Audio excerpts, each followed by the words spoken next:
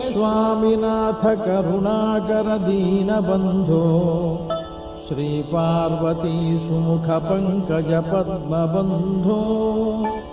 श्रीशादिदेव गणपूजित पादपद्मा वल्लीसनाथ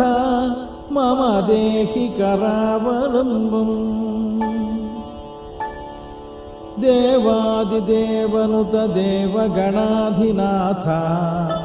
देवेन्द्रवन्द्य मृदु पंकज मंजुपाद देवर्षि नारद मुनीन्द्र सुगीत कीर्ते वल्लीसनाथ मम देहि करावलम्बम् नित्यान्नदान निरताखिल रोगहारिन् तस्मात् प्रदान परिपूरित भक्तका